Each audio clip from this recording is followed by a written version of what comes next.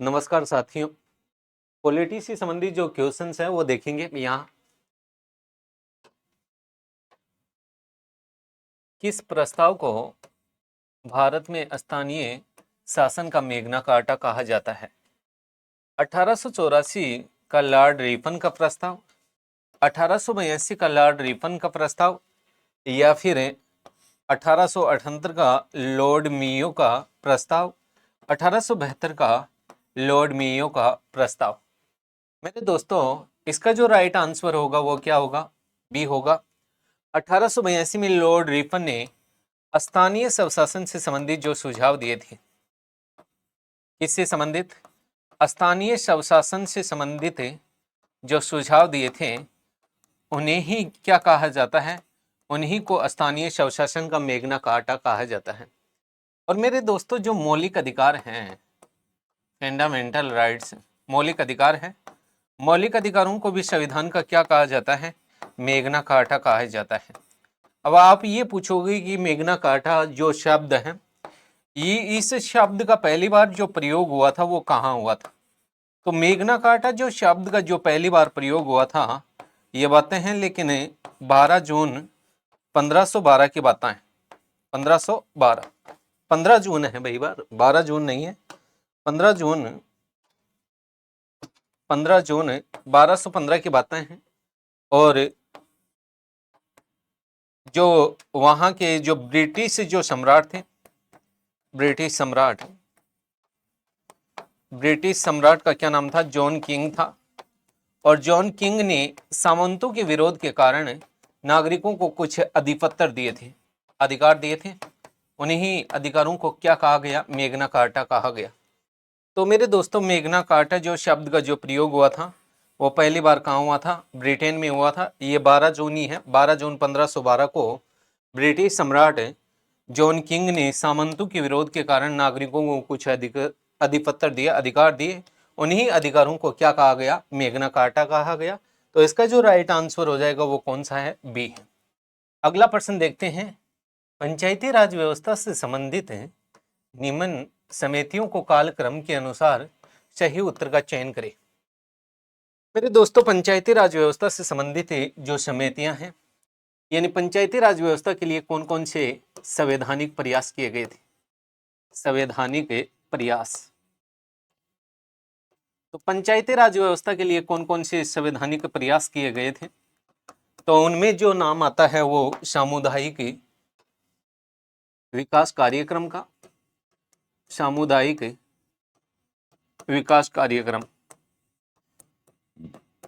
विकास कार्यक्रम। नेक्स्ट,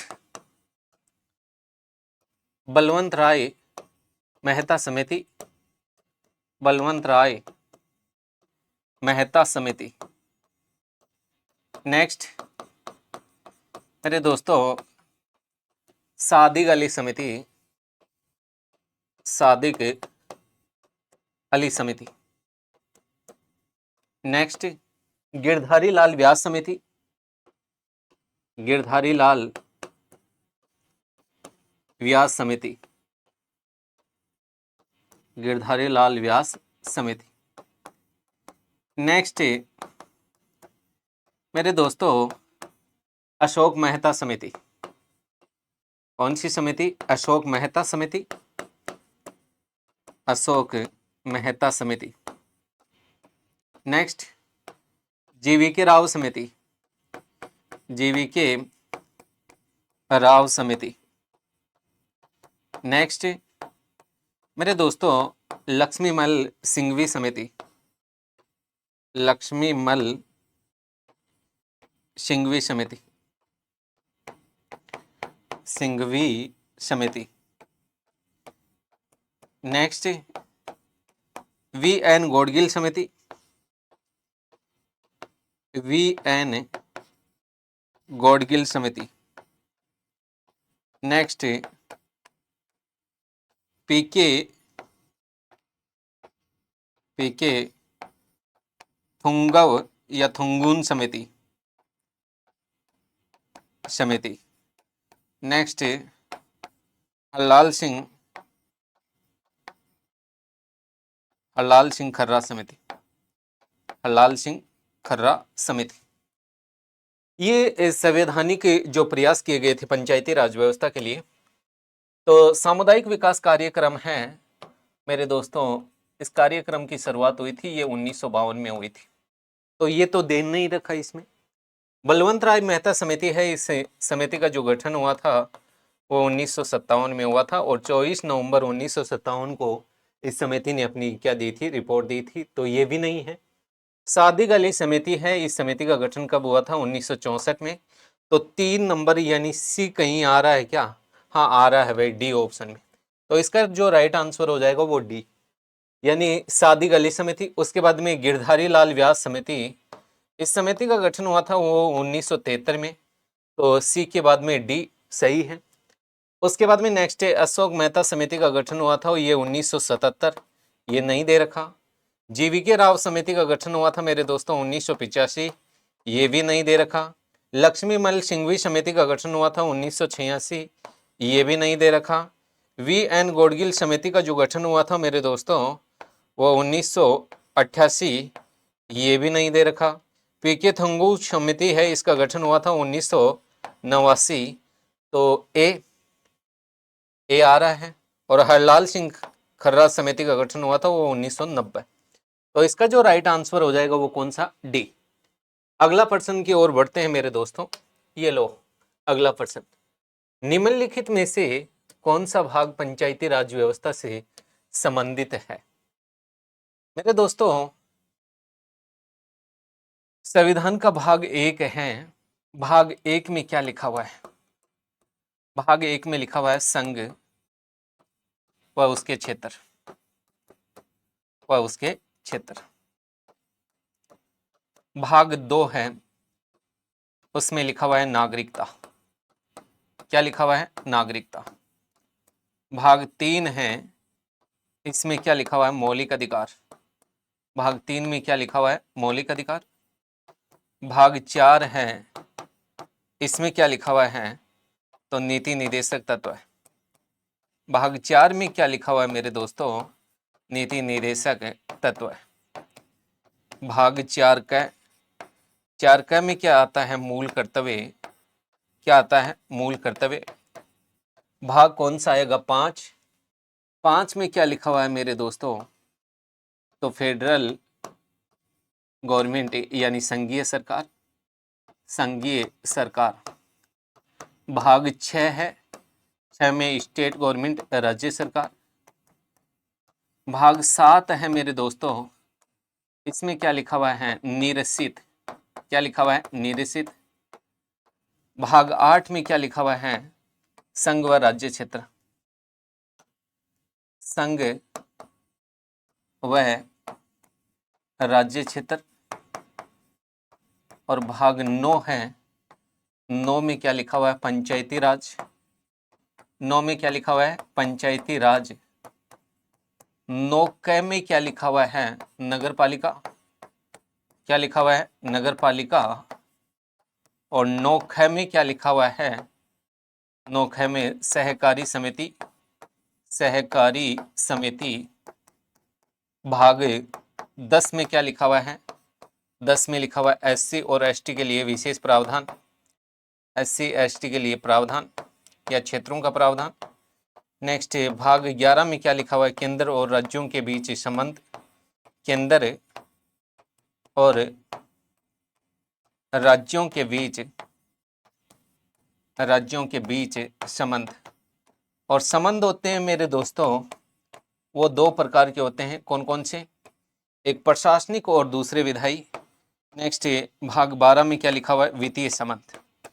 तो भाग 9 है, इसका राइट आंसर हो जाएगा ए हो जाएगा। भाग 10 है, भाग 10 में तो एससी और एसटी के क्षेत्रों हैं, इनका प्रावधान है। भाग 11 है, इसमें केंद्र और राज्यों के बीच संबंध है। और भाग 12 है, 12 में क्या लिखा हुआ है? वित्तीय संबंध है। तो इसका जो राइट आंसर हो जाएगा वो ए हो जाएगा। अगला प्रश्न देखते हैं, राजस्थान में पंचायती राज व्यवस्था में शासन प्रणाली की व्यवस्था क्या है? ग्राम स्तर पर स्थानीय स्वशासन की एक स्तरीय संरचना है। ग्राम, खंड, जिला स्तर पर स्थानीय स्वशासन की त्रिस्तरीय संरचना है। ग्राम, खंड, जिला और राज्य स्तर पर स्थानीय स्वशासन की चतुर्स्तरीय संरचना है। ग्राम, खंड स्तर पर स्थानीय स्वशासन की द्विस्तरीय व्यवस्था है। मेरे दोस्तों, इसका जो राइट आंसर हो जाएगा वो बी हो जाएगा। ग्राम स्तर पर ग्राम पंचायत होगी, ग्राम पंचायत।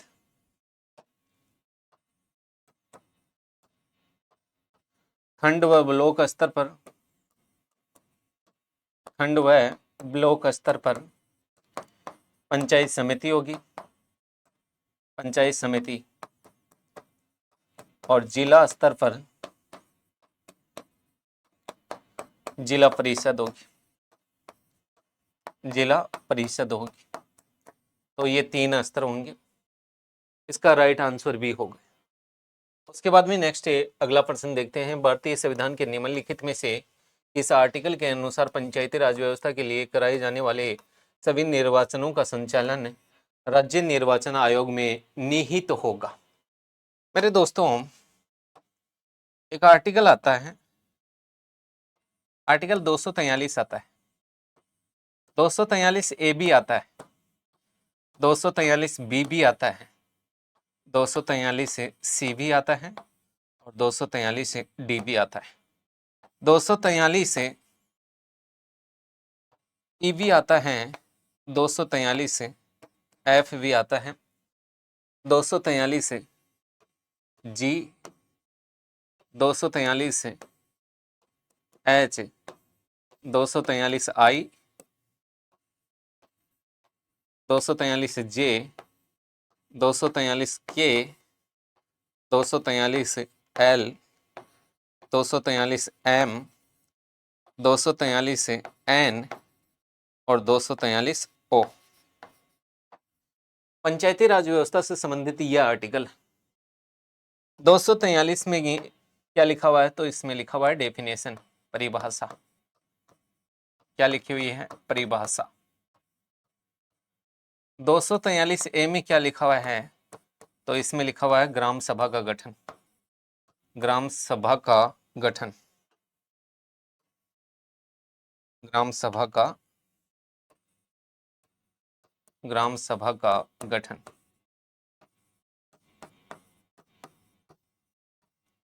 243 बी में क्या लिखा हुआ है? तो इसमें भी लिखा हुआ है मेरे दोस्तों पंचायती राज व्यवस्था का गठन, पंचायती राज व्यवस्था का गठन। इसमें क्या आएगा? पंचायती राज व्यवस्था की संरचना, पंचायती राज व्यवस्था की क्या संरचना। डी में क्या है? डी में है मेरे दोस्तों आरक्षण। क्या लिखा हुआ है? आरक्षण, यानी पंचायती राज व्यवस्था में आरक्षण का प्रावधान। ई में क्या है? ई में लिखा हुआ है क्या? कार्यकाल, कि पंचायती राज व्यवस्था का कार्यकाल कितने वर्ष का होता है। एफ में क्या लिखा हुआ है? तो इसमें लिखा हुआ है मेरे दोस्तों योग्यता। क्या लिखा हुआ है? योग्यता। उसके बाद में नेक्स्ट है जी में क्या लिखा हुआ है? जी में लिखा हुआ है कार्य शक्तियां और प्राधिकार, कार्य शक्तियां और क्या लिखा हुआ है? प्राधिकार, प्राधिकार। एच में क्या लिखा हुआ है?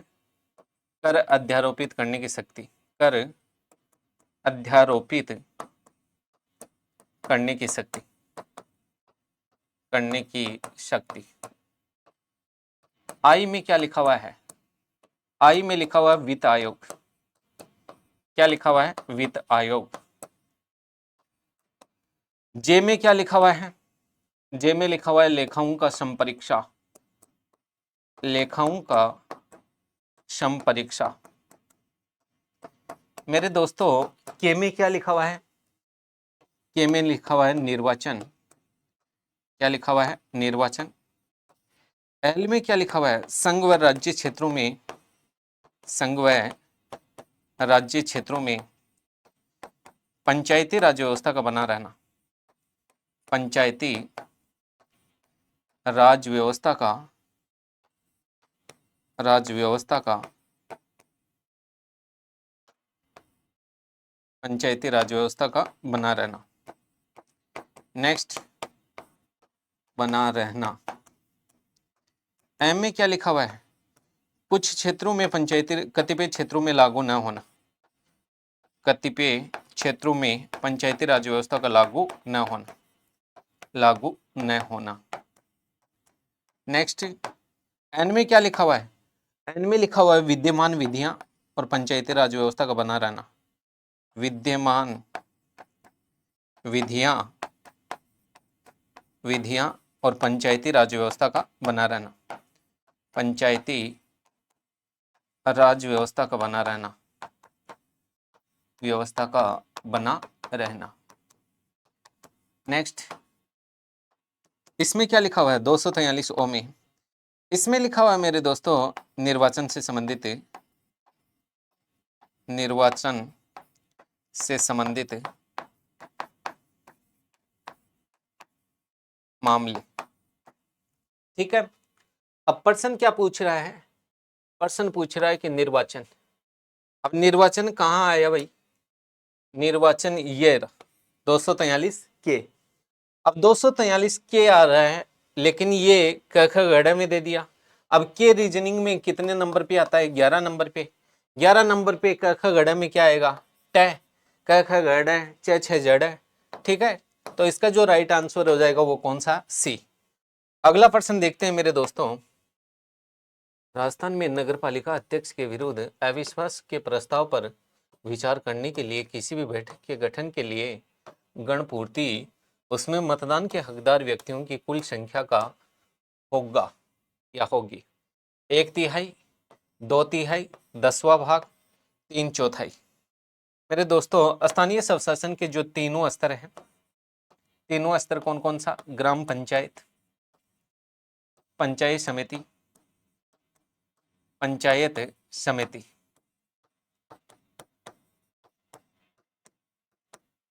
और क्या? जिला परिषद, जिला परिषद।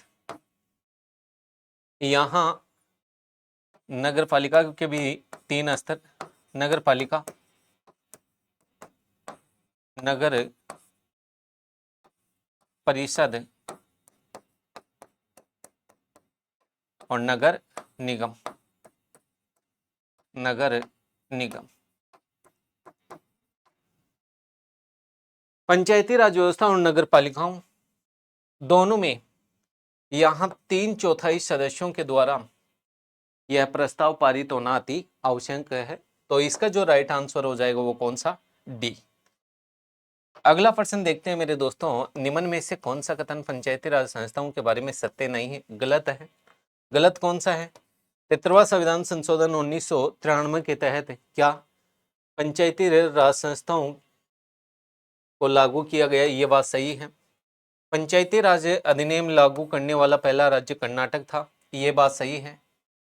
पंचायती राज अधिनियम लागू होने के बाद पंचायती राज व्यवस्था का चुनाव करवाने वाला पहला राज्य राजस्थान था, ये बात सही है। पंचायती राज व्यवस्था को कार्य करने के लिए 29 मध्य, इन्हीं को बोलते हैं विषय। क्या बोलते हैं? विषय। तो इसमें गलत कौन सा है भाई? इसमें गलत होगा ये, क्योंकि पंचायती राज अधिनियम लागू करने वाला पहला पहला जो राज्य था वो पंचायती राज व्यवस्था अधिनियम लागू करने वाला पहला राज्य कर्नाटक ये था। और कर्नाटक में यह अधिनियम कब लागू हुआ था? 10 मई 1993 को। जबकि पंचायती राज व्यवस्था की स्थापना करने वाला पहला राज्य कौन सा था? राजस्थान था। 2 अक्टूबर 1959 को नागौर के बगदरी गांव है, वहां से पंचायती राज व्यवस्था का श्री गणेश किया गया था। उद्घाटनकर्ता कौन थे? पंडित जवाहरलाल नेहरू थे। नेक्स्ट, उस समय राजस्थान के राज्यपाल कौन थे? तो उस समय राजस्थान के राज्यपाल गुरुमुख निहाल सिंह थे। उस समय राजस्थान के मुख्यमंत्री कौन थे? मोहनलाल सुखाड़िया थे। उसके बाद में नेक्स्ट है पंचायती राज व्यवस्था को कार्य करने के लिए 29 मद सौंपे गए। ये 73वां संविधान संशोधन 1993 में लागू हुआ था, बिल्कुल सही बात है।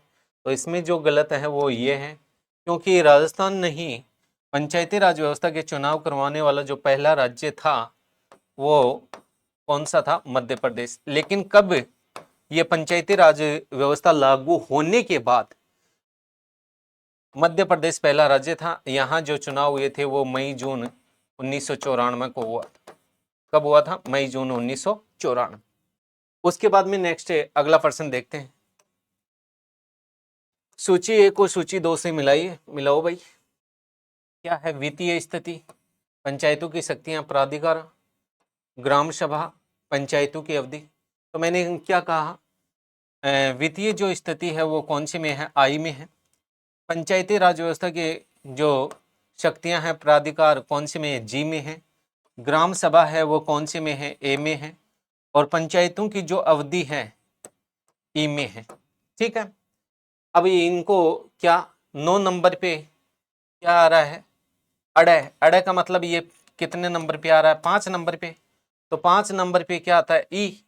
तो 4 होगा। 4 आ रहा है, आ रहा है, बिल्कुल आ रहा है। 6 है, 6 ये 7 नंबर पे आ रहा है। और 7 नंबर पे क्या आता है? जी आता है। तो इसमें 2 नंबर बन रहा है, इसमें भी 2 नंबर बन रहा है। ठीक है। ये झ है, ये कितने नंबर पे आता है भाई? 9 नंबर पे। 6 6 जय झ 9 नंबर पे। 9 नंबर पे इंग्लिश में क्या आता है? आई। तो 1 नंबर, 1 नंबर। और क है ए, मैंने बता ही दिया कि 3 नंबर। तो इसका जो राइट आंसर हो जाएगा वो कौन सा? ए। अगला प्रश्न देखते हैं मेरे दोस्तों। किस संशोधन अधिनियम द्वारा ग्राम सेवक को ग्राम विकास अधिकारी के रूप में प्रतिस्थापित किया गया? राजस्थान पंचायती राज अधिनियम, संशोधन अधिनियम 1993, 1994, राजस्थान पंचायती राज अधिनियम 2021, राजस्थान पंचायती राज अधिनियम 2024। इसका जो राइट आंसर होगा वो क्या? राजस्थान पंचायती राज संशोधन अधिनियम 2021 के तहत ये नाम है, ये परिवर्तित हुआ था। पहले ग्राम सेवक या सचिव बोलते थे, और ये जो सिफारिश की थी वो गिरधारी लाल व्यास समिति ने की थी। कौन सी? गिरधारी लाल व्यास समिति ने ये कहा था कि साहब ग्राम सेवक का जो पद है वो सर्जित किया जाए। उसके बाद में नेक्स्ट अगला प्रश्न देखते हैं। पंचायती राज व्यवस्था से संबंधित अनुसूचियां हैं। तो अनुसूची 9 है मेरे दोस्तों। ये किससे संबंधित है? तो ये एग्रीकल्चर है, कृषि को बढ़ावा देने की बात कही गई है। अनुसूची जो 10 है ये दल बदल से संबंधित है। किससे संबंधित है? दल बदल से संबंधित। अनुसूची 11 है वो ये किससे संबंधित है? पंचायती राज व्यवस्था से संबंधित। और अनुसूची 12 है ये किससे संबंधित है? नगरपालिका से संबंधित। तो इसका जो राइट आंसर हो जाएगा वो क्या हो जाएगा? सी हो जाएगा, पंचायती राज व्यवस्था से संबंधित अनुसूची। उसके बाद में नेक्स्ट अगला प्रश्न देखते हैं। निम्न में से कौन सा कथन पंचायती राज व्यवस्था के बारे में गलत है? पंचायती राज विधेयक 22 दिसंबर 1992 को लोकसभा में पारित हुआ, बिल्कुल सही है। 23 दिसंबर 1992 को राज्यसभा में पारित हुआ, बिल्कुल सही है। क्या 20 अप्रैल 1993 को राष्ट्रपति ने हस्ताक्षर किए? बिल्कुल सही है। 17 राज्यों की विधानसभाओं ने अनुमोदित किया। कितने राज्यों की? 17 राज्यों की विधानसभाओं ने अनुमोदित किया। क्या किया? अनुमोदित किया, यानी हस्ताक्षर किए। ठीक है। यह अधिनियम 23 अप्रैल 1993 को राजस्थान में लागू हुआ। 24 अप्रैल 1993 को यह अधिनियम देश में लागू हुआ था। ठीक है। लेकिन राजस्थान में 23 अप्रैल 1993 को नहीं, 23 अप्रैल 1994 को यह अधिनियम लागू हुआ था। तो ये गलत है। ठीक। तो इसका जो राइट आंसर हो जाएगा वो डी। अगला प्रश्न देखते हैं। नगर पालिकाओं के संवैधानिक दर्जा किस अधिनियम के तहत दिया गया? 73वां संविधान संशोधन 1992, 74वां संविधान, ये थोड़ी देर पहले ही बात हुई है, 74वां संविधान संशोधन 1992, 91वां संविधान संशोधन 2003 के तहत मंत्रिपरिषद का आकार तय किया गया था। किसका आकार तय हुआ था? मंत्रिपरिषद का आकार तय हुआ था। और 86वां संविधान संशोधन 2002 के तहत क्या हुआ था भाई? 86वां संविधान संशोधन 2002 के तहत आर्टिकल 21 का और कौन सा 11वां मूल कर्तव्य है वो संविधान में जोड़ा गया था। तो इसका जो राइट आंसर हो जाएगा वो बी हो जाएगा। अगला प्रश्न देखते हैं। निम्नलिखित में से स्थानीय स्वशासन के बारे में सत्य नहीं है, गलत है। आर्टिकल 243(6) का संबंध भारत के संविधान की 11वीं अनुसूची से है, बिल्कुल सही बात है। 6 बोल दो, 243 से जी बोल दो, एक ही बात है जी। 243 से ख का संबंध ग्रामीण क्षेत्रों के लिए स्वशासन की संस्था पंचायत से है। आर्टिकल 243 ख का संबंध ग्रामीण क्षेत्रों के लिए स्वशासन की संस्था पंचायत से है। ये बात सही है, बिल्कुल सही है, ये बात भी, ये भी सही है। उसके बाद में नेक्स्ट है लॉर्ड रिपन है, उनको स्थानीय स्वशासन का जनक माना जाता है, बिल्कुल सही है। मंडोर डूंगरपुर अजमेर में पंचायत प्रशिक्षण केंद्र स्थित है, ये बात गलत है, नहीं शब्द हटेगा। यानी यहाँ मंडोर डूंगरपुर और अजमेर में पंचायत प्रशिक्षण केंद्र स्थापित है, तो इसका जो राइट आंसर होगा वो क्या होगा, सी होगा। अगला प्रश्न देखते हैं मेरे दोस्तों, नगर पालिकाओं को कार्य करने के लिए कितने मद सौंपे गए, वही बात 15, 18, 29, 12। तो नगर पालिकाओं को कार्य करने के लिए कितने विषय सौंपे गए थे, 18। उसके बाद में नेक्स्ट आगे देखते हैं मेरे दोस्तों,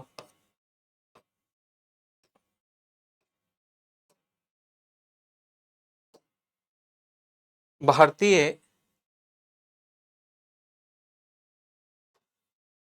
संविधान के कौन से भाग में पंचायती राज की अवधारणा निहित है। राज्य के निर्देशक तत्वों में, मौलिक अधिकार में, प्रस्तावना में, 10वीं अनुसूची में। तो 10वीं अनुसूची में कहीं भी नहीं है, प्रस्तावना में भी नहीं है, मौलिक अधिकारों में भी नहीं है। नीति निर्देशक तत्वों में जब आर्टिकल कौन सा पढ़ते हैं, आर्टिकल 40 पढ़ते हैं, तो वहाँ क्या लिखा हुआ है, वहाँ लिखा हुआ है ग्राम पंचायतों का गठन। काय का गठन, ग्राम पंचायतों का गठन। तो इसका जो राइट आंसर हो जाएगा वो क्या हो जाएगा, ए हो जाएगा।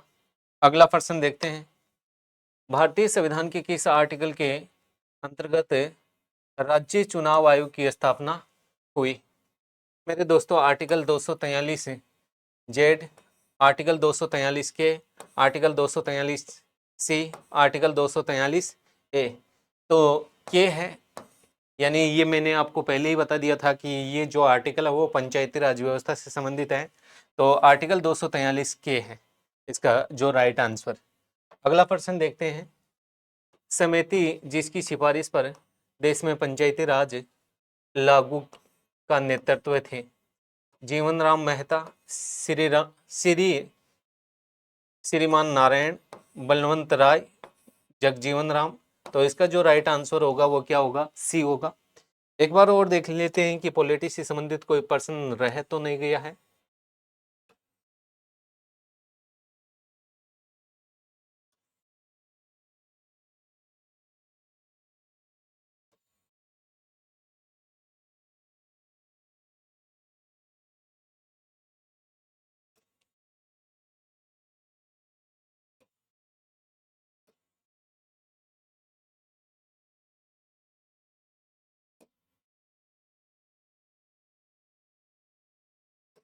चौरानवे तक तो हो ही गया, एक 95 नंबर का क्वेश्चन हो रहा है भाई, ये और देख लो।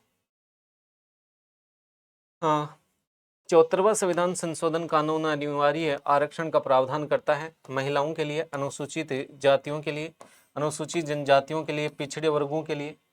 मेरे दोस्तों पिछड़े वर्ग के जो आरक्षण है उसका कहीं भी उल्लेख नहीं है। हाँ, पिछड़े वर्ग के आरक्षण का प्रावधान है वो स्टेट गवर्नमेंट कर सकती है, राज्य सरकार कर सकती है।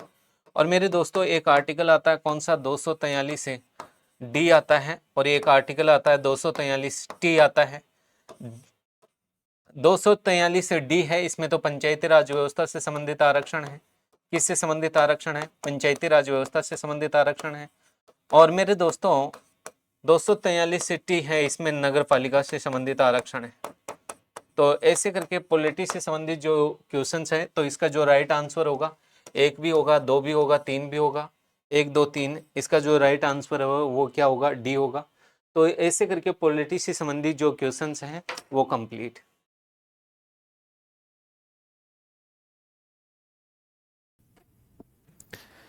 नमस्कार साथियों, स्वागत आप सभी का प्रयास एजू हब के इस ऑनलाइन मंच पर।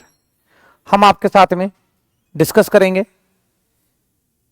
आपके लिए जो टेस्ट सीरीज आयोजित की गई थी, रेट ग्रेड थर्ड तो टेस्ट सीरीज थी 2.0, उसकी हम बातें करेंगे आपके साथ में, जिसमें इकोनॉमिक्स विषय से जुड़े हुए जो भी क्वेश्चंस हैं उनके बारे में आपके साथ में चर्चाएं करते हैं, और टॉपिक वाइज जो टेस्ट आपसे कंडक्ट करवाए जा रहे हैं, अपने आप को जांचने का, अपने आप का मूल्यांकन करने का, इससे बेहतर प्लेटफॉर्म, इससे बेहतर टेस्ट सीरीज पूरे राजस्थान में आपको कहीं नहीं मिलेगी।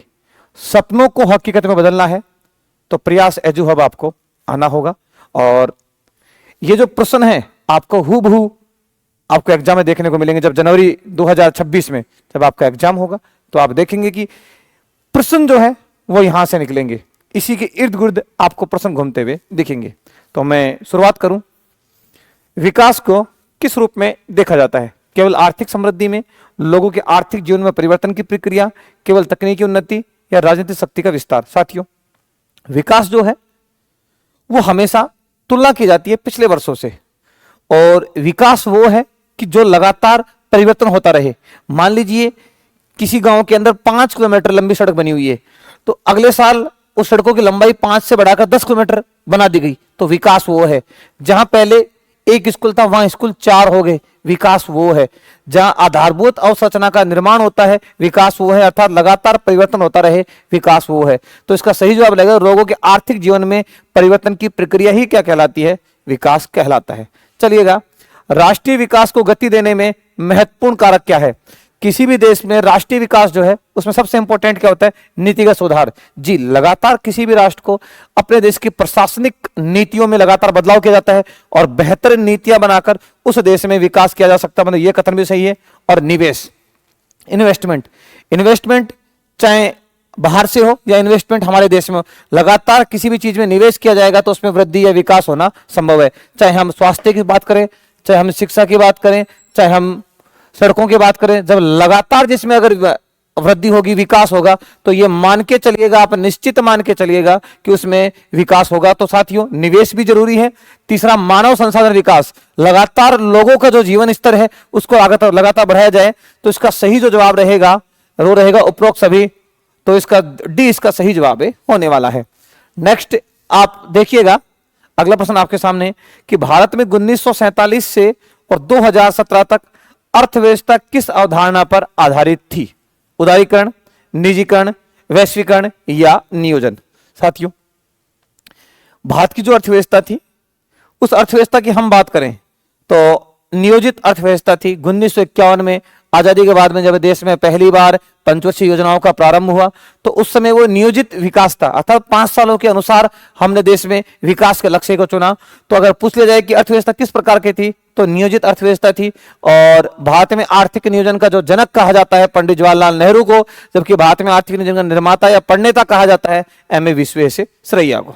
अगला प्रश्न, भारत के पहले प्रधानमंत्री जवाहरलाल नेहरू ने संसद में क्या प्रस्तुत किया था? साथियों, वार्षिक बजट, पंचवर्षीय योजनाएं, आर्थिक सर्वेक्षण या नीति आयोग का दस्तावेज? तो साथियों ध्यान रखिएगा कि पंडित नेहरू को भारत में आर्थिक नियोजन का या पंचवर्षीय योजनाओं का जनक कहा जाता है, क्योंकि जब देश में पंचवर्षीय योजनाओं की शुरुआत हुई 1 अप्रैल 1951 को, तो पंडित जवाहरलाल नेहरू उस समय देश के प्रधानमंत्री थे और उन्हीं के द्वारा ही देश संसद के अंदर पंचवर्षीय योजनाएं शुरू की गई थी। पंचवर्षीय योजनाएं वो थी कि आगामी 5 वर्षों में सरकार की रूपरेखा क्या रहेगी, आगामी 5 वर्षों में कार्य का स्तर क्या रहेगा, आगामी 5 वर्षों में किस तरीके से देश में नीतिगत विकास होगा।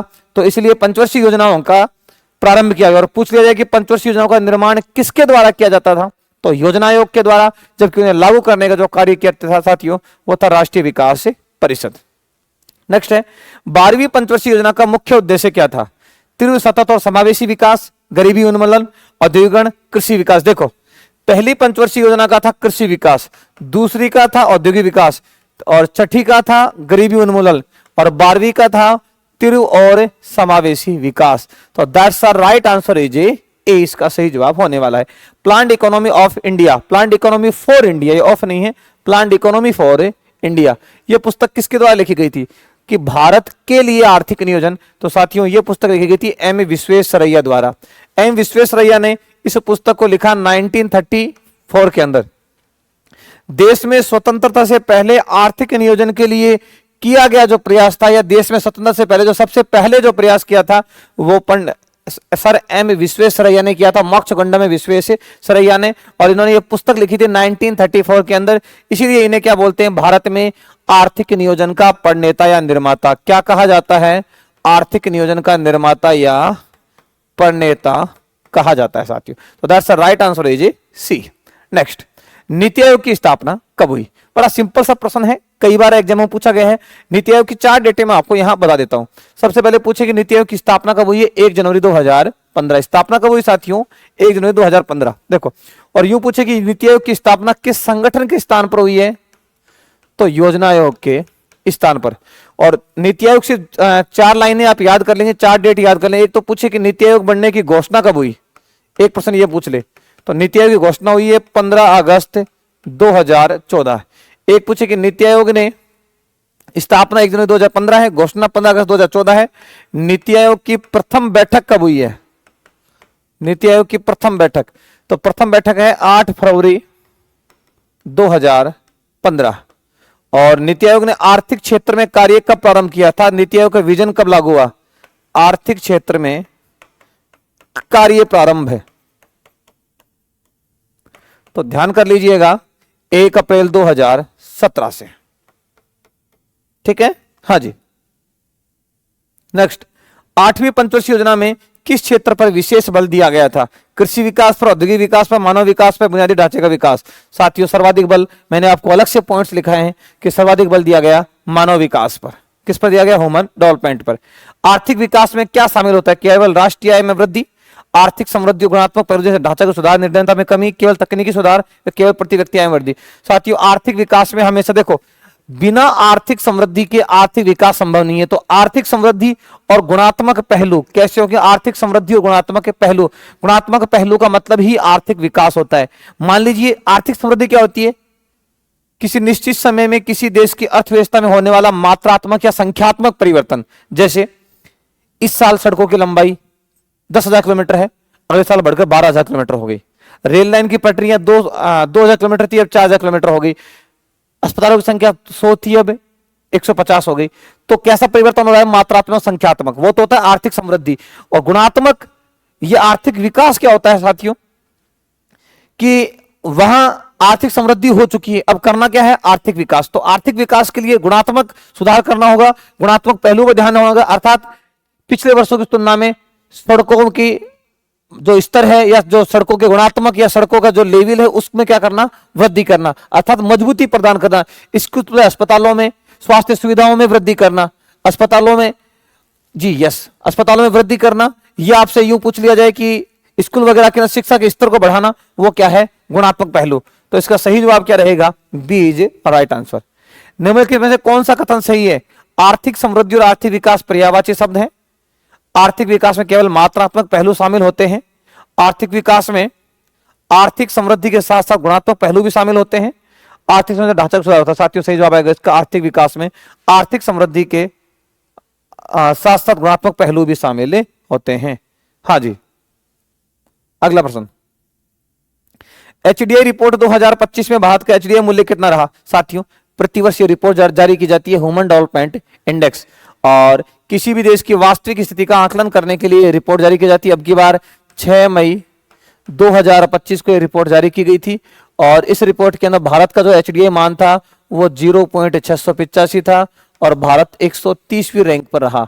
पूछे कि भारत की रैंक क्या रही, तो भारत 130वें स्थान पर रहा। साथियों पहले स्थान पर आइसलैंड था, दूसरे पर नॉर्वे था, तीसरे पर स्विट्जरलैंड था, और लास्ट स्थान पूछे दक्षिणी सूडान था। चलिएगा, एचडीआई सूचकांक प्रथम बार कब जारी किया गया। सीधा सा प्रश्न पूछा गया है कि एचडीआई रिपोर्ट पहली बार कब जारी की गई, तो याद रखिएगा एचडीआई रिपोर्ट पहली बार जारी की गई 1990 में, और एचडीआई के जो जनक हैं वो कहा जाता है पाकिस्तान के अर्थशास्त्री महबूब उल हक को, जिनका संयोग किया गया था भारतीय अर्थशास्त्री अमर्त्य सेन द्वारा। और एचडीआई का आविष्कार पूछे तो मेघनाथ देसाई। हाँ जी, तो और पहली बार किस देश की एचडीआई रिपोर्ट आई थी, जापान की। आपसे पूछे कि भारत की एचडीआई रिपोर्ट पहली बार कब आई है, 2001 में। राजस्थान की पूछे 2002 के अंदर। भारत में एचडीआई रिपोर्ट अलग से जारी करने वाला पहला राज्य अगर आपसे पूछा जाए तो एमपी है, जिसने 1995 में एचडीआई रिपोर्ट जारी की थी। नेक्स्ट है, एचडीआई की अवधारणा किसके द्वारा विकसित की गई थी? तो साथियों इसका सही जवाब आएगा पाकिस्तान के अर्थशास्त्री महबूब उल हक द्वारा विकसित की गई थी। नेक्स्ट है PQLI, physical quality life index, जीवन का भौतिक गुणवत्ता जो सूचकांक है उससे संबंधित नहीं है। जीवन प्रत्याशा बिल्कुल है, साक्षरता बिल्कुल है, शिशु मृत्यु बिल्कुल है, प्रति व्यक्ति आय नहीं है। साथियों प्रति व्यक्ति आय एचडीआई में आती है, इसमें नहीं आती। और PQLI के जनक पूछे तो मॉरिस डी मॉरिस को इसका जनक कहा जाता है।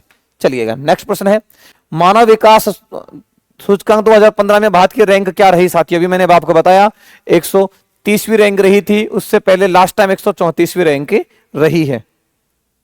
नेक्स्ट, निम्न में से कौन सा मानव विकास सूचकांक का सूचक नहीं है? जीवन स्तर है, शिक्षा है, जीवन प्रत्याशा है, पर्यावरण की स्थिति नहीं है। शिक्षा व ज्ञान, जीवन स्तर या प्रति व्यक्ति आय और दीर्घायु या जीवन प्रत्याशा, ये तीन ही होते हैं साथियों इसके आधार। पर्यावरण की स्थिति इसका आधार नहीं है। नेक्स्ट है एचडीआई 2025 में शीर्ष प्राप्तकर्ता देशों का सही अवरोही क्रम कौन सा है? अवरोही पूछा है शीर्ष वालों का, आइसलैंड, नॉर्वे, स्विट्जरलैंड। और लो वाला पूछ लेता तो सबसे नीचे कौन सा आता साथियों आपके?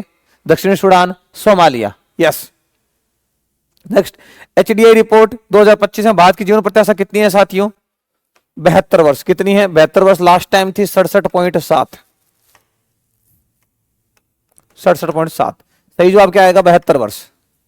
नेक्स्ट, निम्न में से कौन से सूचकांक मानव विकास रिपोर्ट के भाग होते हैं? इसमें यह पूछा गया है साथियों।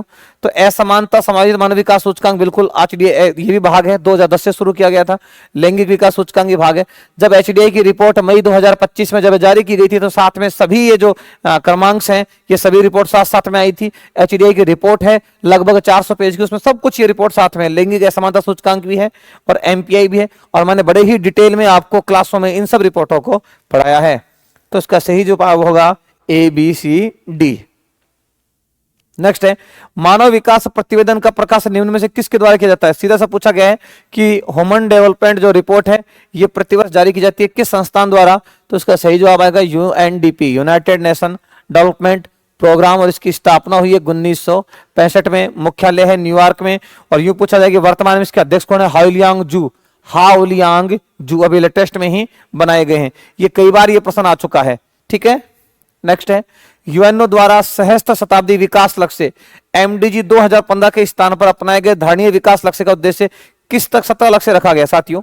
MDG वर्ष 2000 में अपनाया गया था और जो 2015 में समाप्त हो गया। फिर सितंबर 2015 में MDG के स्थान पर SDG है, जिसको अपन बोल सकते हैं सतत विकास लक्ष्य, सतत विकास गोल्स लाने का लक्ष्य रखा गया। और ये जो 17 जो लक्ष्य हैं ये रहेंगे 2030 तक। कब तक रहेंगे साथियों? 2030 तक, 31 दिसंबर 2030 तक। और लास्ट प्रश्न है मानव विकास सूचकांक के मूल्य के आधार पर विश्व के देशों को कितने श्रेणियों में वर्गीकृत किया गया है? तो साथियों कितने श्रेणियों में? 4 श्रेणियों में। हमेशा ध्यान रखना एचडीआई का मान 0 से 1 के मध्य होगा। ज्यामितीय आधार पर 0 से 1 के मध्य इसके मान की गिनती की जाती है। 4 कैटेगरी बांटी गई है, एक सर्वोच्च एचडीआई वाले देश, एक उच्च एचडीआई वाले देश, एक मध्यम एचडीआई वाले देश और एक निम्न एचडीआई वाले देश। पूछे कि भारत की कौन सी रैंक है? 130वीं। भारत किस श्रेणी में है? मध्यम एचडीआई वाले देशों के अंदर भारत इसमें शामिल होता है। तो साथियों ये आपका सॉल्यूशन रहा। हम आपसे अगले पेपर में फिर मुलाकात करते हैं। धन्यवाद, थैंक यू, जय हिंद, जय भारत। राधे राधे सभी को। आज के पेपर में हम इतिहास विषय के सब्जेक्ट वाले प्रश्नों को देखेंगे और क्वेश्चन नंबर 118 देखे हुए, दिल्ली सल्तनत काल का वह कौन सा सुल्तान था जिसने दिल्ली सल्तनत काल का कौन सा सुल्तान था जिसने कृषि के विकास के लिए दीवाने अमीर को ही नाम का एक नया विभाग बनाया? देखिए दीवाने को ही विभाग, दीवाने को ही विभाग, इससे किसानों को ऋण उपलब्ध होता था। किसानों को ऋण जैसी सुविधाएं देने के लिए, ऋण जैसी सुविधाएं व तकाबी सौंदर्य जैसे ऋण दिए जाते थे। तकाबी और सौंदर्य आदि ऋण दिए जाते थे। ये दीवाने को ही विभाग के द्वारा दिए जाते थे। मोहम्मद बिन तुगलक ये दिल्ली सल्तनत काल का एकमात्र प्रथम शासक था जिसने किसानों के हितों के लिए एक अलग से विभाग बनाया है। और अकाल संहिता का निर्माण भी किया था इसने। अकाल संहिता का भी गठन किया। नंबर 2 की बात करें हम तो इसमें मोहम्मद बिन तुगलक हो जाएगा। अगला क्वेश्चन है कि मोहम्मद बिन तुगलक ने अपनी राजधानी दिल्ली से स्थानांतरित जिसे दौलताबाद, देखिए जिसे उसने दौलताबाद नाम दिया, बिन तुगलक ने अपनी राजधानी दिल्ली से किस शहर में स्थानांतरित करी?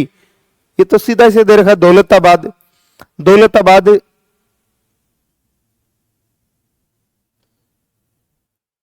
दौलताबाद देवगिरी महाराष्ट्र।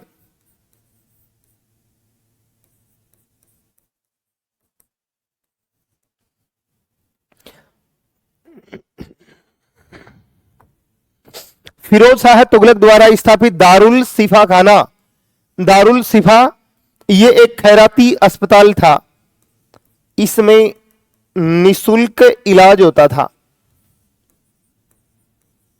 निशुल्क उपचार होता था लोगों का, गरीबों का निशुल्क उपचार हुआ करता था इसमें। इसे दारुल सिफा खाना नाम दिया गया। यह फिरोज तुगलक के द्वारा किया गया दारुल सिफा खाना।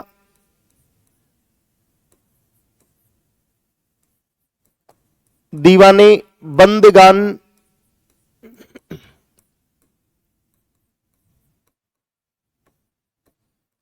दारुल सिफा खाना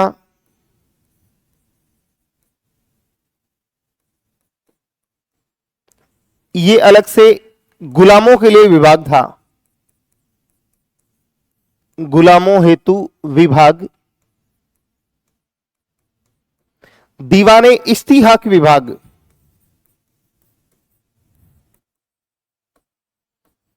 दीवाने इस्तिहाक ये था पेंशन विभाग।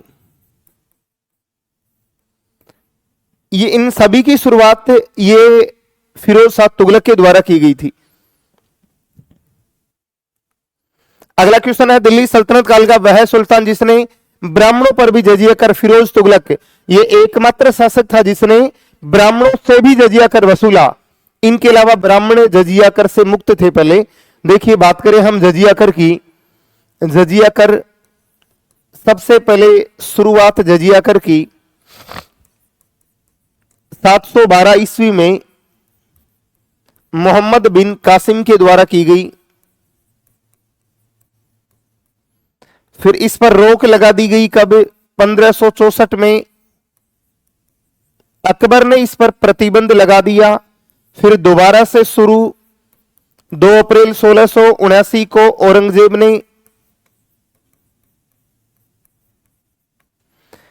और वापस शुरू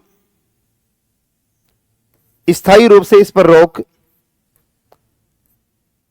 1720 रंगीला बादशाह मोहम्मद शाह के समय। तो ऑप्शन बी हो जाएगा, इसमें सी हो जाएगा फिरोज शाह तुगलक। अगला है तैमूर लंग ने भारत पर किस वर्ष आक्रमण किया जिसने तुगलक वंश को प्रभावी रूप से समाप्त कर दिया? 1398 में नासिरुद्दीन महमूद के समय।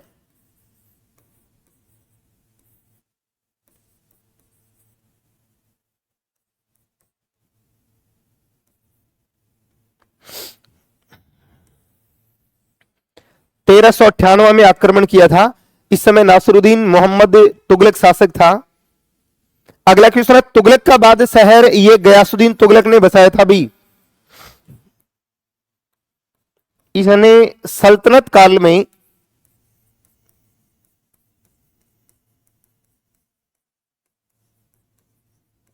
सर्वप्रथम नहर निर्माण किया और तुगलक वंश का संस्थापक, तुगलक वंश का संस्थापक भी था भाई ये। अगला है सल्तनत काल में सैयद वंश की स्थापना ये खिज्र खां के द्वारा की गई थी भाई। खिज्र खां इसने तैमूर की सहायता की थी।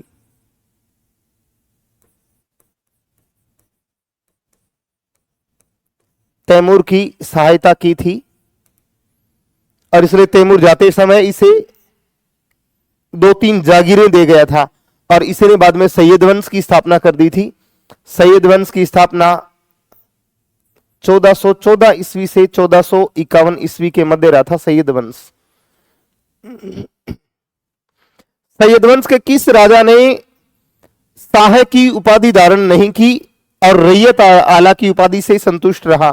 खिज्र खां। रैयत ए आला मतलब एक साधारण जमींदार, क्योंकि इसने तैमूर के पुत्र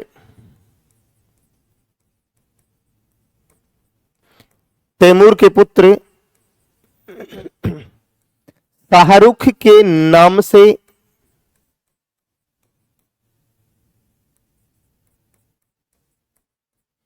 शासन किया था। अगला क्वेश्चन है, सैयद वंश ने दिल्ली पर कब से कब तक शासन किया? देखिए, नंबर 1 है गुलाम, दूसरा खिलजी वंश, तीसरा तुगलक वंश, चौथा सैयद वंश और पांचवा और अंतिम राजवंश है लोधी वंश। 1206 से 90 तक, 1290 से 1320 तक, 1320 से 1414 ईस्वी तक, 1414 से 51 तक और 1451 से 1526 तक शासन रहा इनका। तो सैयद वंश देख लो, 1414 से 51 तक। अगला है दिल्ली पर शासन करने वाला प्रथम अफगान राजवंश। देखिए, लोधी वंश जो है यह प्रथम अफगान राजवंश था, 1451 से 1526, ये प्रथम अफगान वंश। और सेकंड अफगान वंश पूछा जाए तो सेकंड अफगान वंश जो था ये सूर वंश था भाई, सेकंड अफगान वंश था सूर वंश। आगरा शहर की स्थापना 1504 में सिकंदर लोधी के द्वारा की गई। सिकंदर लोधी ने आगरा की स्थापना की थी 1504 में। सिकंदर लोधी आगरा की स्थापना करता है। किस लोधी राजा ने नए पैमाने गजे सिकंदरी, सिकंदर लोधी, गजे सिकंदरी भूमि नाप का पैमाना सिकंदर लोधी ने चलाया था। और अगला, दिल्ली सल्तनत काल का वह सुल्तान जो इब्राहिम लोधी, पानीपत के पहले युद्ध में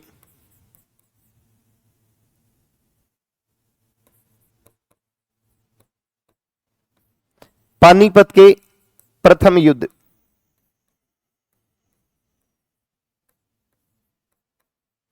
इक्कीस अप्रैल 1526 में यह बाबर से युद्ध करता हुआ मारा गया था, जो एकमात्र सल्तनत कालीन राजा था जो युद्ध करते हुए युद्ध भूमि में मारा गया था। और इसमें कालक्रम 1320 में 20 में देख लो, तुगलक सैयद और लोधी, तुगलक सैयद लोधी वंश हो गया। ये मैंने बताई दिया आपको पहले। लोधी वंश के अपनी मृत्यु से पहले विभाजन कर दिया बहलोल लोधी। बहलोल लोधी ने अपने साम्राज्य का विभाजन कर दिया था भाई। बहलोल लोधी ने 38 वर्षों तक शासन किया था। सल्तनत काल में सर्वाधिक समय तक शासन करने वाला सल्तनत कालीन शासक था बहलोल लोधी। अब इतने ही क्वेश्चन थे भाई अपने। नमस्कार साथियों, स्वागत है आप सभी का प्रयास के इस ऑनलाइन प्लेटफॉर्म पर। आज के टेस्ट के अंदर आप लोगों का जो टॉपिक रहा, विश्व के वन्य जीव। साथियों, टॉपिक नया जुड़ा है और पहली बार ये रीट मेंस के सिलेबस के अंदर इस टॉपिक को शामिल किया गया है। तो काफ़ी अच्छे क्वेश्चंस आपके आज के टेस्ट में जो है वो रहे। और आप लोगों ने किस प्रकार से आज के टेस्ट को अटेम्प्ट किया, कितने क्वेश्चन आप लोगों के सही रहे, उसका एनालिसिस अच्छे और शानदार तरीके से करना, क्योंकि आपका हर एक टेस्ट आपको अपनी कामयाबी की ओर लगातार लेकर जा रहा है। अच्छी मेहनत और आपका अच्छा प्रयास एक दिन आपको उस मुकाम पर पहुंचा देगा जिसका सपना लेकर आप जयपुर और सीकर जैसे बड़े शहरों के अंदर पहुंचे थे। तो शुरुआत करते हैं। आज का पहला सवाल देखो क्या था कि लिविंग प्लेनेट रिपोर्ट 2024, ये करंट को शामिल करते हुए सवाल रखा गया था। अच्छा सवाल है और इम्पोर्टेंट लगाकर आप लोग इसको याद रखना, ठीक है। सवाल अच्छा है ये, ठीक, इंपोर्टेंट करना साथियों, परीक्षा की दृष्टि से भी अच्छा सवाल है कि लिविंग प्लेनेट रिपोर्ट 2024 के अनुसार वर्ष 1970 से लेकर 1920 के मध्य जीव आबादी के औसत आकार में लगभग कितने प्रतिशत की कमी या गिरावट जो है वो दर्ज की गई। जहां एक और जनसंख्या लगातार बढ़ती ही जा रही है, वहीं वन्य जीवों की स्थिति को अगर देखते हैं तो उनमें हमें कमी देखने को मिल रही है। तो 1970 से लेकर 2020 के मध्य वन्य जीवों की स्थिति में जो गिरावट दर्ज की गई साथियों, वो बड़े स्तर पर है 73%। तो सी जो ऑप्शन था आपके इस सवाल का, वो आंसर रखा गया है। और फैक्चुअल सवाल है, कोई खास इसमें और कोई डेटा ऐसा है नहीं। सीधा ध्यान रखना है कि लिविंग प्लेनेट रिपोर्ट 2024 के अनुसार जो है 1970 से 2020 के मध्य वन्य जीव जो है उनकी स्थिति में कितने प्रतिशत की गिरावट जो है उसको दर्ज किया गया। तो 73% साथियों इस सवाल का आंसर रहेगा। अगला सवाल आपका है कि विश्व वन्य जीव कोष WWF world wild life fund कोष जो है वो निम्न में से किसका एक सहायक संगठन है। मतलब WWF जो है वो किसके दिशा निर्देशों पर या किसके सहयोगी संस्था के रूप में काम करने वाला एक संगठन है। ठीक है, तो WWF जो है साथियों, विश्व वन्य जीव कोष, सबसे पहले तो आप इसके बारे में ध्यान रखेंगे कि इसकी स्थापना जो है वो 1961 और कार्य ये शुरू कर देता है 1962 से, लेकिन स्थापना मूल रूप से कब होती है 1961 के अंदर। और इसका जो मुख्यालय है, अगर उसकी बात कर लूँ तो इसका मुख्यालय होता है साथियों ग्लैंड स्विट्जरलैंड के अंदर। ठीक है, ग्लैंड स्विट्जरलैंड में इसका क्या रहेगा, मुख्यालय रहेगा WWF। और लाल पांडा जो है वो इसका सांकेतिक या प्रतीक चिन्ह जो है उसको भी माना जाता है। और किसका सहायक संगठन है ये, तो ये IUCN, international union for conservation of natural resources, अंतर्राष्ट्रीय प्राकृतिक संसाधन संगठन जो संघ है उसका ये एक सहायक संस्था के रूप में काम करता है WWF। और IUCN की अगर बात कर लूँ साथियों तो इसको भी आप ध्यान से याद रखना, 1948 के अंदर इसकी स्थापना जो है वो की गई थी। और इसका जो मुख्यालय है वो भी आपके ग्लैंड स्विट्जरलैंड के अंतर्गत ही आता है। ठीक है, IUCN के द्वारा एक रेड डेटा बुक जो है उसका प्रकाशन किया जाता है साथियों, जिसके अंदर आप लोग पढ़ा होगा आप लोगों ने कि रेड डेटा बुक जो है इसके अंतर्गत धरातल पर प्रकृति यानी कि प्राकृतिक वनस्पति और जो वन्य जीव है उनकी विलुप्त प्राय जो प्रजातियां हैं आज या विलुप्ति के कगार पर है, उनका उल्लेख हमें कहाँ मिलता है, तो रेड डेटा बुक के अंतर्गत मिलता है। इसके अलावा साथियों एक हरे पन्नों की किताब भी इसके द्वारा जारी की जाती है, हरे पन्नों की किताब। ठीक है, ग्रीन पेपर बुक, हरे पन्नों की किताब। और हरे पन्नों की किताब में हमें उन प्रजातियों का उल्लेख जो है साथियों मिलता है जिनकी संख्या में अभी वर्तमान में वृद्धि हो रही है, उनका उल्लेख IUCN के द्वारा हरे पन्नों की किताब में किया जाता है। वहीं पे ऐसी प्रजातियां जो संकटग्रस्त हैं, विलुप्ति के कगार पर खड़ी हैं, उनका उल्लेख रेड डाटा बुक के अंतर्गत मिलता है। तो यहाँ पे आप थोड़ा सा ध्यान रखेंगे भाई। चलो आगे बढ़ते हैं साथियों। अगला जो सवाल रहा आपका वो ये था कि निम्न में से कौन से विश्व प्रसिद्ध विलुप्त प्राय जो जीव हैं उनके नाम थोड़े बहुत आप लोगों को ध्यान रखने हैं, जिनको आज IUCN के द्वारा रेड डेटा बुक के की श्रेणी के अंतर्गत रखा गया है, शामिल किया गया है।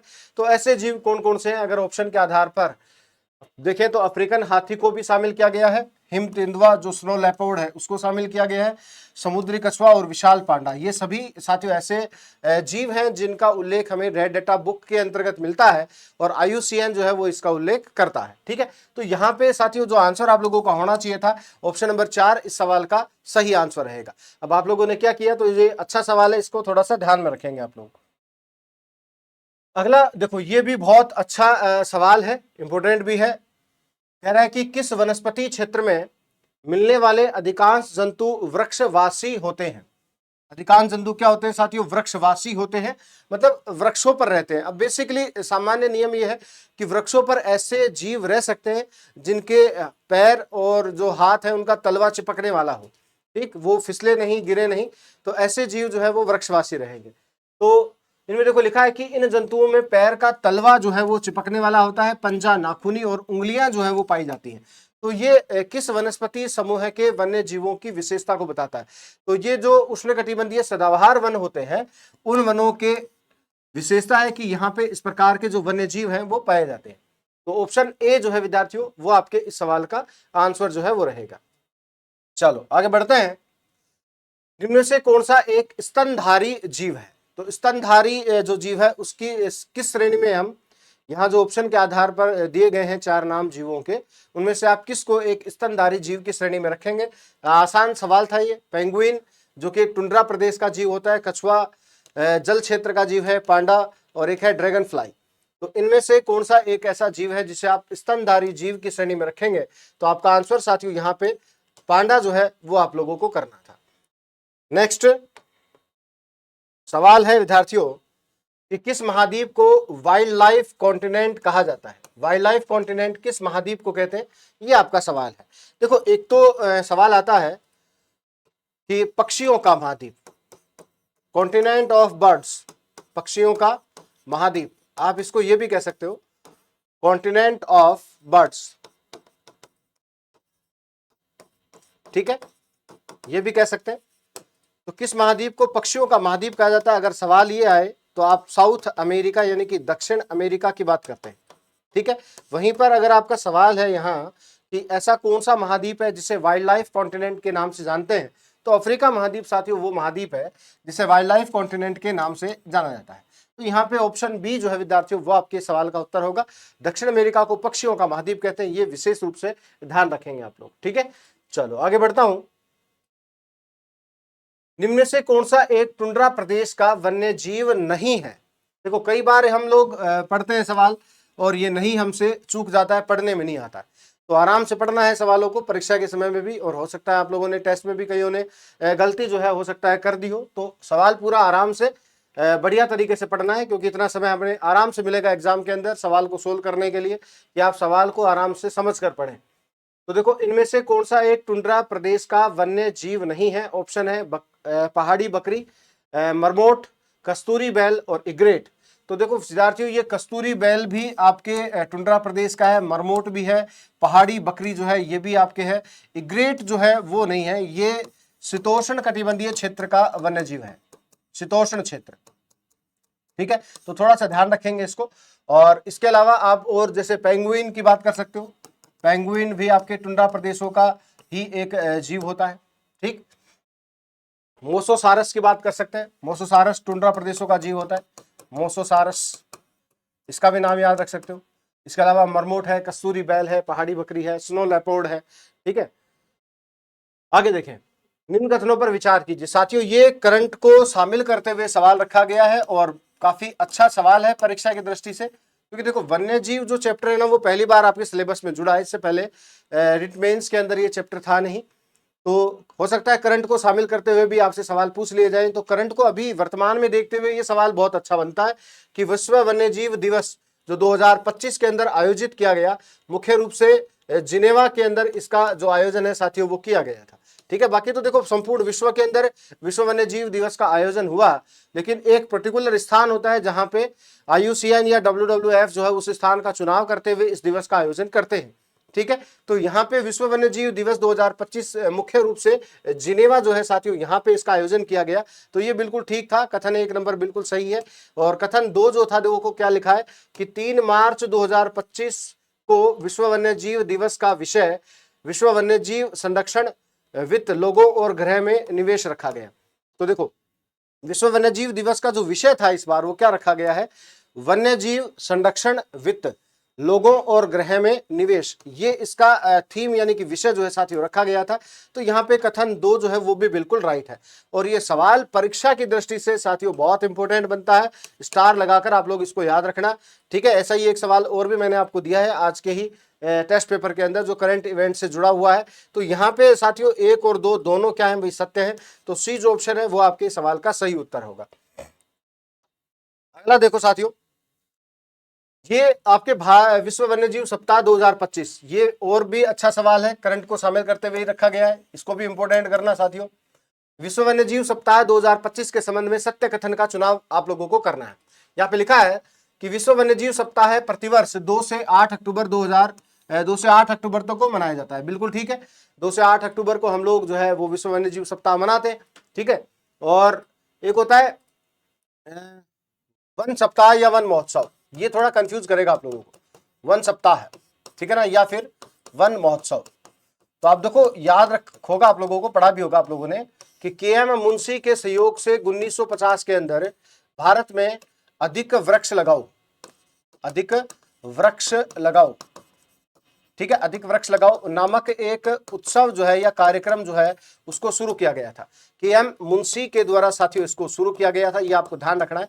और बाद में वर्तमान के अंदर हम लोग इस उत्सव या इस कार्यक्रम को वन महोत्सव या फिर वन सप्ताह के रूप में आयोजित करते हैं प्रतिवर्ष 1 से 7 जुलाई को।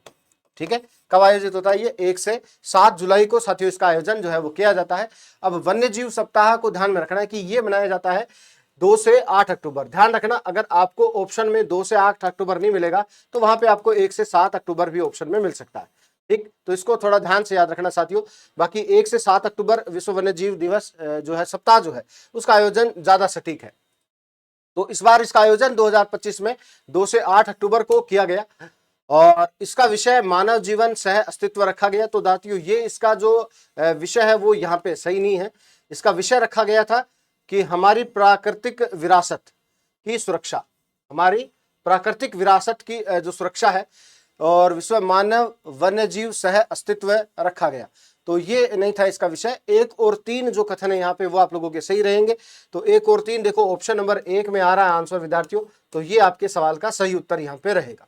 तो इसको ध्यान से याद रखेंगे आप लोग। ठीक है, अगला सवाल देखो, एशियाई शेरों के लिए प्रसिद्ध, एशियाई शेरों के लिए प्रसिद्ध जो स्थान है वो कौन सा है? लहासा तिब्बत का है, साल्विन घाटी म्यांमार, गिर वन क्षेत्र और मेघना डेल्टा क्षेत्र बांग्लादेश। तो साथियों ध्यान से याद रखना, भारत के अंदर गुजरात में गिर राष्ट्रीय उद्यान है और गुजरात का गिर राष्ट्रीय उद्यान जो है वो एशियाई शेरों के लिए बड़ा प्रसिद्ध है। तो इसको आप ध्यान से याद रखेंगे। तो ऑप्शन सी जो है विद्यार्थियों वो आपके इस सवाल का आंसर रहेगा। नेक्स्ट देखें, द जंगल बुक, एक पुस्तक है प्रसिद्ध द जंगल बुक। इस पुस्तक के लेखक कौन है? तो रुडियार किपलिंग जो है साथियों, उनको इस पुस्तक का लेखक जो है वो माना जाता है। रुडियार किपलिंग ने वन्य जीवों पर एक प्रसिद्ध पुस्तक, जंगल के जीवन पर एक प्रसिद्ध पुस्तक लिखी और उस पुस्तक का नाम होता है द जंगल बुक। ठीक, ध्यान से याद रखना, द जंगल बुक किसकी पुस्तक है? रुडियार किपलिंग की पुस्तक है भाई। विश्व का सबसे बड़ा उड़ने वाला पक्षी कौन सा होता है? मतलब दुनिया का सबसे बड़ा फ्लाइंग बर्ड कौन सा है? ठीक, विश्व का सबसे बड़ा उड़ाका पक्षी कौन सा होता है, उड़ने वाला पक्षी कौन सा होता है? तो वो रहता है आपके सारस। कौन सा रहेगा? सारस दुनिया का सबसे बड़ा उड़ाका पक्षी होता है। ठीक, बाकी बाज उड़ने वाला है, गिद्ध उड़ने वाला है, एमू उड़ नहीं सकता है, ये ध्यान रखना। तो ऑप्शन सी जो है ये शुतुरमुर्ग के समान होता है, ऑस्ट्रेलिया के अंदर पाया जाता है एमू, ध्यान से याद रखना। विश्व का सबसे बड़ा राष्ट्रीय उद्यान कौन सा है? देखो, एक तो होता है विश्व का सबसे बड़ा पार्क, आप लोगों ने पढ़ा होगा। विश्व का सबसे बड़ा पार्क अगर पूछता है तो वो होता है would buffalo national park, would buffalo national park. ठीक है, जो स्थित है आपके कहां पे? कनाडा के अंदर। और एक है विश्व का सबसे बड़ा राष्ट्रीय उद्यान। तो भाई विश्व का सबसे बड़ा राष्ट्रीय उद्यान होता है पूर्वी ग्रीनलैंड। ठीक है, ग्रीनलैंड के अंतर्गत आता है। और आपको पता होगा कि ग्रीनलैंड की स्थिति है तो उत्तर अमेरिका के महाद्वीप के अंतर्गत, लेकिन इस पर जो अधिकार है वो किसका है? डेनमार्क का अधिकार है। तो यूरोप महाद्वीप का देश होता है डेनमार्क, जिसका अधिकार है ग्रीनलैंड के ऊपर। विश्व का सबसे बड़ा द्वीप भी होता है ग्रीनलैंड, और पूर्वी ग्रीनलैंड जो है वो दुनिया का सबसे बड़ा राष्ट्रीय उद्यान रहेगा। तो ध्यान से याद रखना। अगला, ऑस्ट्रेलिया महाद्वीप में मिलने वाला एक पक्षी है जो अपनी विचित्र हंसी के लिए जाना जाता है। तो उस पक्षी का नाम क्या है साथियों, जो अपनी विचित्र हंसी के लिए प्रसिद्ध होता है? ऐसा लगता है कि वो हंसता है कि जैसे कोई छोटा बच्चा हंस रहा हो, इस प्रकार का प्रतीत होता है। ठीक है, तो उसे बोलते हैं भाई कोका बर्रा। क्या बोलते हैं? कोका बर्रा अपनी विचित्र हंसी के लिए प्रसिद्ध होता है और इसे लाफिंग जैकास भी साथियों कहा जाता है। क्या कहा जाता है? लाफिंग जैकास के नाम से भी जाना जाता है। तो ये भी आप सा ध्यान रखेंगे। कहां पाया जाता है? ऑस्ट्रेलिया महाद्वीप से ये रिलेट करता है। लायर बर्ड जो होता है ये भी ऑस्ट्रेलिया का ही है और इसको नकलची पक्षी साथियों कहा जाता है। जैसे बंदर नकल करता है उसी प्रकार से ये एक नकलची पक्षी है, लायर बर्ड, जो ऑस्ट्रेलिया में पाया जाता है। एमू भी ऑस्ट्रेलिया से संबंधित है और ये शुतुरमुर्ग के समान तेज दौड़ सकता है लेकिन उड़ नहीं सकता। और फिर होता है कीवी, तो ये न्यूजीलैंड का राष्ट्रीय पक्षी होता है। स्कैंडिनेविया क्षेत्र कौन सा है? यूरोप महाद्वीप के अंतर्गत जब अपन आते हैं तो वहां हमें स्कैंडिनेवियाई क्षेत्र मिलता है, जो किससे संबंधित है? जैसे नॉर्वे है, फिनलैंड है, डेनमार्क है, आइसलैंड है। ठीक है, नॉर्वे, फिनलैंड, डेनमार्क, आइसलैंड, ये आपके किससे संबंधित हैं? स्कैंडिनेवियाई राष्ट्रों से संबंधित होते हैं। और यहाँ एक जंतु मिलता है जो ऋतु प्रवास करता है। वैगनर के सिद्धांत में भी इस लैमिंग जंतु का उल्लेख हमें मिलता है। वैगनर भी इसके बारे में कहता है कि लैमिंग जंतु आज भी ये मानते हैं कि कनाडा जो है वो आपके जो स्कैंडिनेवियाई क्षेत्र है उसके साथ जुड़ा हुआ है, और ये जीव ऐसा मानते हैं।